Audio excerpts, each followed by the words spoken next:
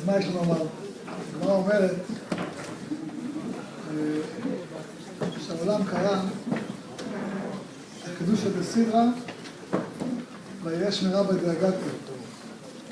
זה נותן כוח. כשאדם שומע דברים, כמו ששמעתם עכשיו מהרב עזרא, שמעתם מהחלבן, לפני כן מהרב מהרב אלישע, אז קורה משהו לבאדם בנפש. הוא שומע, הוא מתעורר. ואז מה הוא אומר? יש קדושה בסדרה, זה הקדושה שאנחנו אומרים בובה לציון.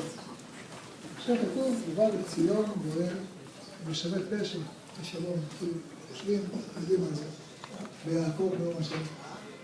ומתוך זה בא ואומרים, ואתה קדוש, יושב תהילות ישראל. קדוש ברוך הוא קדוש, מתוך זה שעם ישראל מהרים אותו, משרפים אותו. לכן יש מרע בדאגתו. אנחנו שומעים את דברים, אנחנו אומרים, ריבונו של עולם, יהיה רצון ששמך יהיה קדוש, גדול, גדל וקדש שמו בכל העולמות כולם. זו התפילה שאנחנו אומרים אחרי דיבורים ששמענו עכשיו. אחרי הדבר, אנחנו אומרים כתוב תתפלל.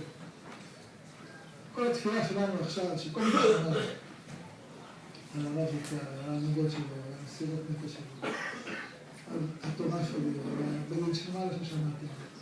הדברים ששמעתם במילים, הדברים ששמעתם בין השורות. כל מה ששמענו עכשיו, אנחנו רוצים ואומרים, טוב, מה אנחנו עושים עם זה? זה עכשיו הדיבור שלנו. התפילה עכשיו הדיבור שלנו. הקדושה שנאמר עכשיו הדיבור שלנו. הקדיש שנאמר עכשיו הדיבור שלנו. אנחנו כולם מתפעלים שהדיבורים ששמענו פה יעשו בנו ראשם. כמו שהזכירו קודם מהחלבן, הכוכבים לעולם ועד. אנחנו צריכים כדי תורה בזמן האלה. וזה הנחתו חגולה של הרב. כולם יודעים כמה לרב הייתה אהבת ישראל ענקית. לא צריך לספר על כולכם מכירים. כמה הייתה לו אהבת תורה ענקית. על אחת כמה וכמה כשהיה הולך ללמד תורה ברבים. יש לו גם אהבת ישראל ענקית, גם אהבת תורה ענקית, גם אהבת קדוש ברוך הוא ענקית. ענקית מצב ודאי. כמה היה לו מסירות הקשה צורה ללכת ללמד תורה ברבים. ובו זכינו עכשיו, היום, שיהיה פה יום לימוד תורה ברבים. איזה נחתות בשלחה מהדבר הזה? אנחנו מפה, מהדבר הזה צריכים להתחזק ממש, במיוחד שכל מי שמעתם, אנחנו נמצאים ממש קרוב לגאולה. וההתערות הניתתה גם במידות שאנחנו צריכים להתאחד, וגם בהתחזקות בלימוד תורה, וגם בקדושה, כל הדברים.